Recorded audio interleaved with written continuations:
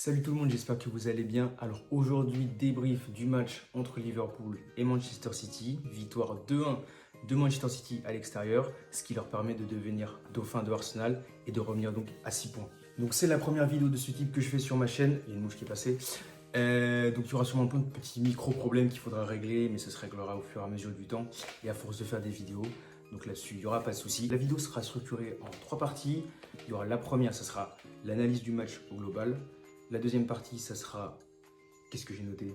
L'analyse d'équipe par équipe. Et la troisième partie, ça sera du coup, on analysera les tops et les flops de ce match, que ce soit les joueurs, l'entraîneur. Et puis voilà. Du coup, si on revient sur ce match de Première Ligue, c'était un match assez mouvementé, avec des occasions du coup pour les deux équipes. Manchester City en première mi-temps a largement dominé, enfin largement. Ils ont eu quelques occasions quand même, mais ils n'ont pas concrétisé malheureusement. Deuxième mi-temps, c'était totalement l'inverse. Liverpool a largement dominé. Ils ont marqué du coup avec ce magnifique coup franc de Szoboszlai à la 73e minute, si je dis pas de bêtises. Ça a été plutôt cool. Au moins, c'était un match assez animé, avec beaucoup d'occasions des deux côtés, beaucoup d'erreurs défensives aussi des deux côtés. Notamment, je pense à cette erreur de Gueye sur Salah à un moment donné. 2 fois, il a failli se faire avoir. Puis du côté de Liverpool, on a eu plutôt Konaté. Et surtout Konaté, je trouve qu'il était pas assez resserré avec Van Dijk. Donc ça laissait beaucoup de place à Manchester City. On l'a vu dès la première action de Manchester City, où Bernardo Silva arrive à trouver Haaland dans la surface. Et Haaland qui ne concrétise pas malheureusement. Donc ça aurait pu coûter très très cher à Liverpool avec beaucoup d'erreurs défensives.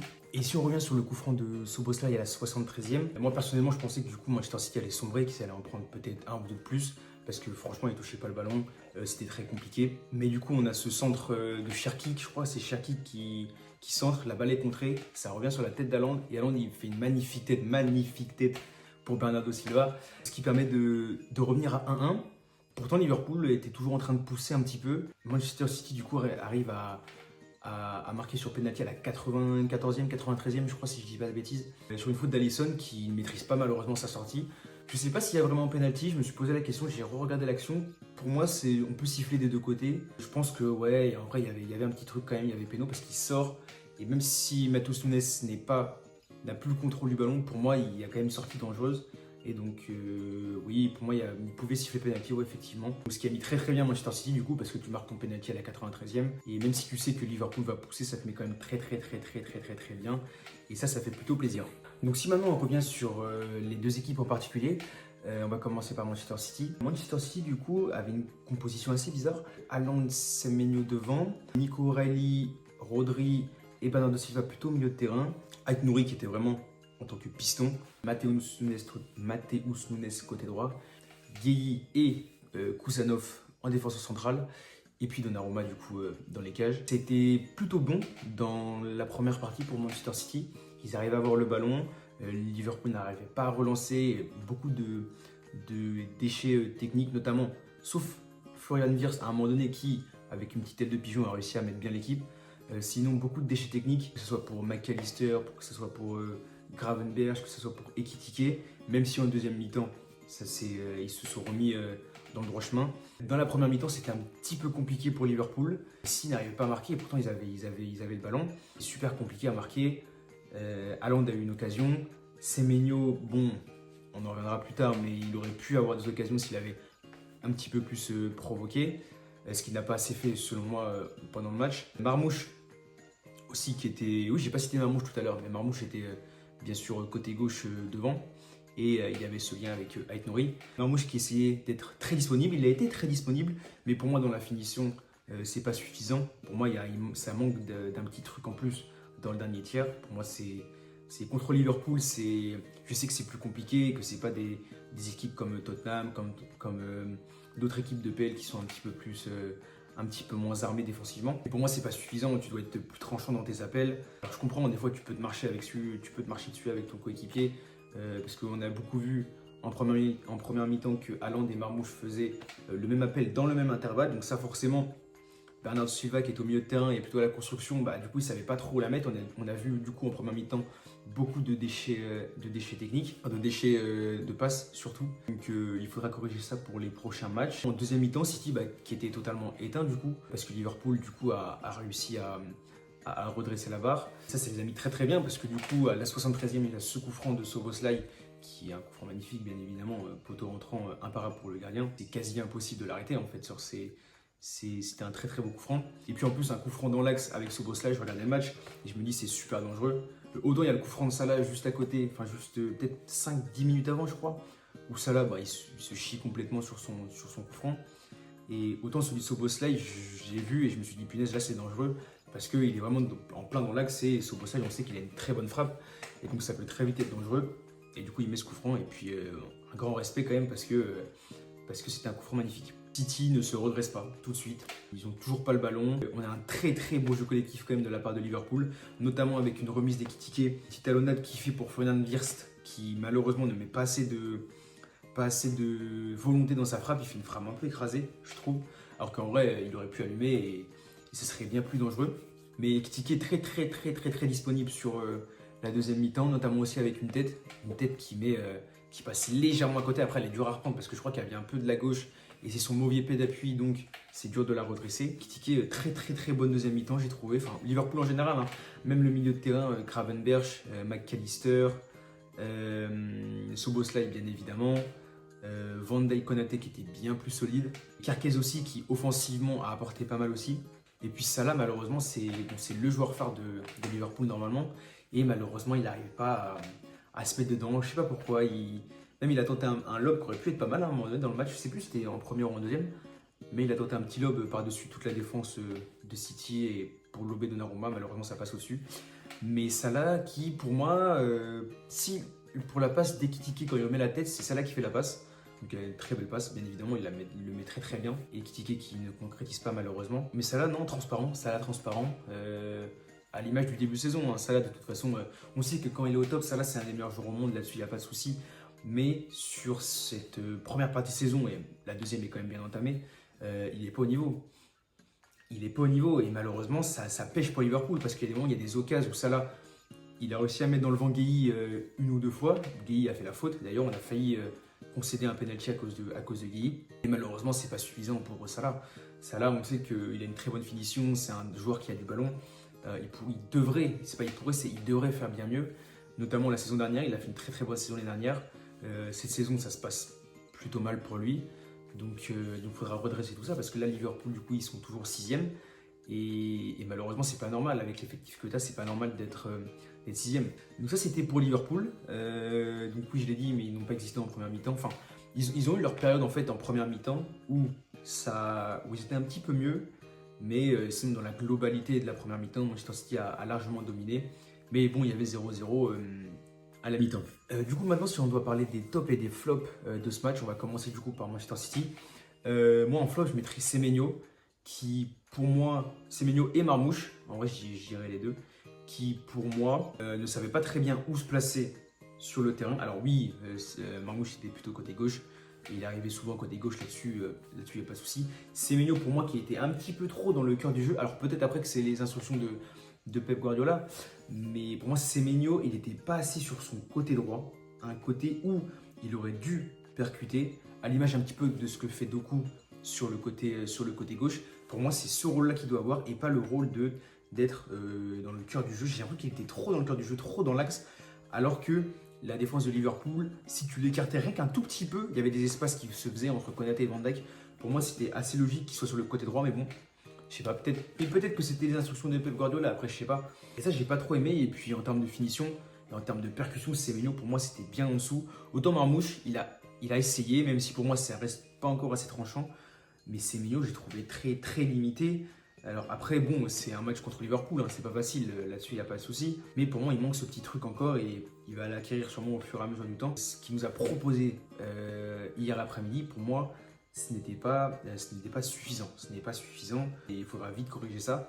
Parce que bon, là, c'était un Liverpool qui n'était pas au top de sa forme. Mais par exemple, en Ligue des Champions, tu peux pas te permettre de faire une prestation comme ça. Sinon, dans les tops, j'aurais dit Bernardo Silva qui était beaucoup critiqué, notamment par moi. Moi, je dis que Bernardo Silva, à des moments, il me saoulait parce qu'il y avait des fautes qu'il faisait qui n'étaient pas nécessaires. Pour moi, c'est important que tous les joueurs restent lucides. Et Bernardo Silva, en plus, qui est censé avoir de l'expérience, pour moi, il y a certains matchs où ça manquait de lucidité et ça manquait de vista, ça manquait d'implication, notamment offensive. Mais sur ce match-là, on l'a vu, Bernardo Silva très disponible avec un petit peu de déchets, mais bon, il tente beaucoup de passes, donc forcément, à des moments, il y en a que tu vas louper. Mais en tout cas, Bernardo Silva qui fait un très très bon match. Et même le fait qu'il marque le but de l'égalisation, il marque à la, je sais plus combien peut-être 80e, un truc comme ça. Le fait qu'il marque, ça montre qu'il a plus d'expérience que les autres. Et ce n'est pas la manière dont il marque, dont le but est amené, qui m'a impressionné, c'est surtout le regard qu'il avait quand il a marqué. Ça se sentait qu'il avait envie de dire aux autres, les gars, c'est pas fini. Et oui, effectivement, c'était pas fini parce que tu mets un but à la 93e après qui te met très très bien. Que Bernardo Silva, très bon match, même s'il y a des petits déchets comme on a dit, je trouve que c'était un très bon match. Donnarumma, forcément. Donnarumma qui fait un arrêt incroyable sur la frappe de McAllister qui est dévié. Je sais plus qui c'est qui l'a dévié, peut-être c'est Rodri, je suis pas sûr. Il te sort un arrêt exceptionnel. Tu le prends, du coup, il y a 2-2 et finalement le match il termine à 2-2. Mais là, il fait un arrêt exceptionnel, il se détend bien, c'était incroyable. Très très bel arrêt de Donnarumma qui exprime toute la rage d'ailleurs à ce moment-là après avoir arrêté le ballon parce qu'il sait que c'est un arrêt décisif et tout le monde l'a félicité parce que c'est un arrêt décisif. Donnarumma qui peut rien faire malheureusement sur le coup franc, le poteau rentrant, personne n'aurait pu rien faire. C'est un très très beau coup franc et donc très très dur à parer. Et pour finir sur les tops, je dirais quand même Ait Nouri, quand même qui pour moi a fait ce qu'il fallait. Je pense que ses instructions de Pep Guardiola, c'était vraiment, donc c'était un piston et si tu pouvais monter, tu montais. Dans le sens où on a vu plein de fois où il a débordé tout le côté droit de Liverpool, notamment Szoboszlai qui en première mi-temps du coup a pris l'eau, vraiment a pris l'eau. Ait Nouri passait comme dans du beurre. Vraiment.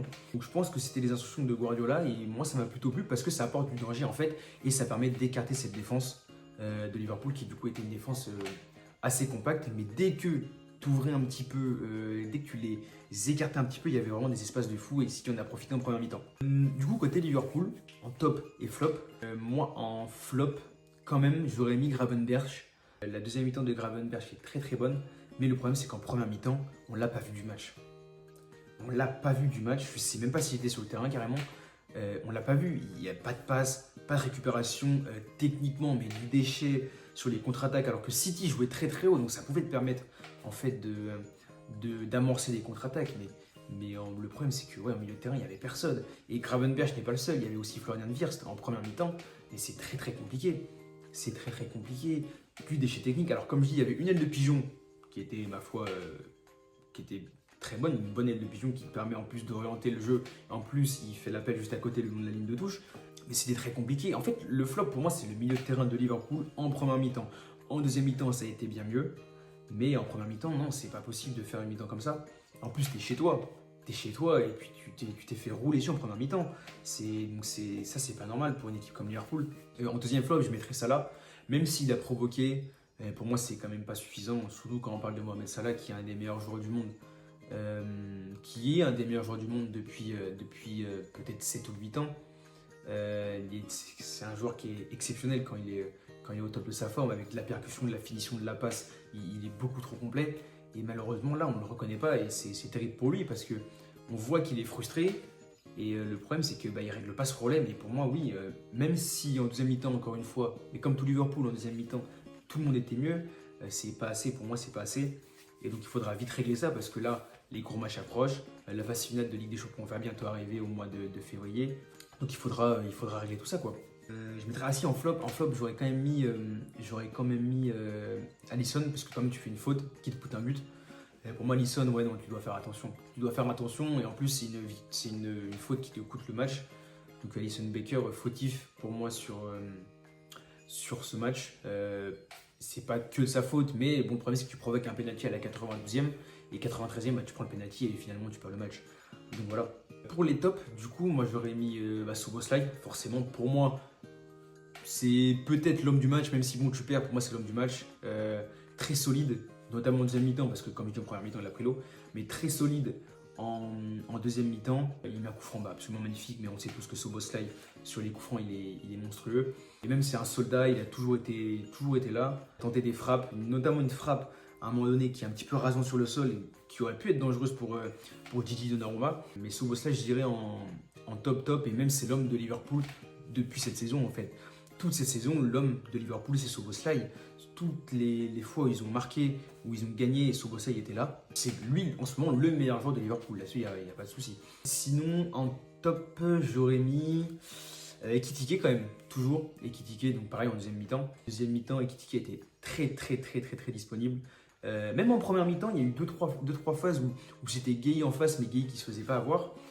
Où Ekitike essaie quand même de provoquer, de jouer le 1 contre 1. Donc ça c'est plutôt cool. Parce que c'est un numéro 9 du coup qu'on voit qui c'est pas le numéro 9 le plus technique, enfin voilà. Mais il a quand même un petit peu de vision de jeu, le fait de faire des remises en une touche, notamment avec des talonnades en deuxième mi-temps. Même au niveau de la tête, il est très complet et ça je trouve ça super cool. Donc on espère qu'il sera bientôt en équipe de France quand même parce que ça reste un très bon joueur.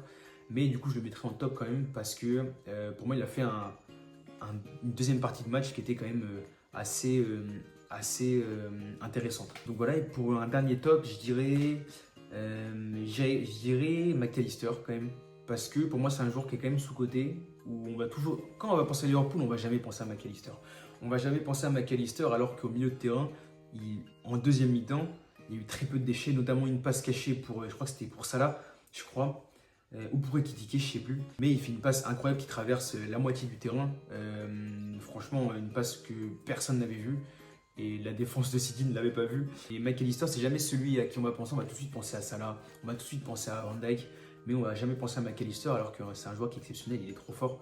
Et homme de l'ombre, dont on ne parle pas assez. Et moi, du coup, je l'aurais mis en top hier parce que moi, je trouve qu'il a fait un très bon match. Et il a failli marquer en plus à la 97e, je crois 98e. Et Donnarumma qui se détend bien pour l'arrêter. Mais McAllister, pour moi, il est juste trop fort et il faut respecter le joueur parce que c'est un homme de l'ombre et franchement, je trouve qu'il fait beaucoup de bien au milieu de Liverpool. Voilà, du coup, c'est tout pour ce débrief du match entre Liverpool et Manchester City. N'hésitez pas à vous abonner, à activer la cloche, à laisser un petit like, enfin des trucs voilà, basiques qu'on vous demande sûrement à chaque vidéo. Et puis on se retrouve bientôt pour un nouveau débrief. Ciao!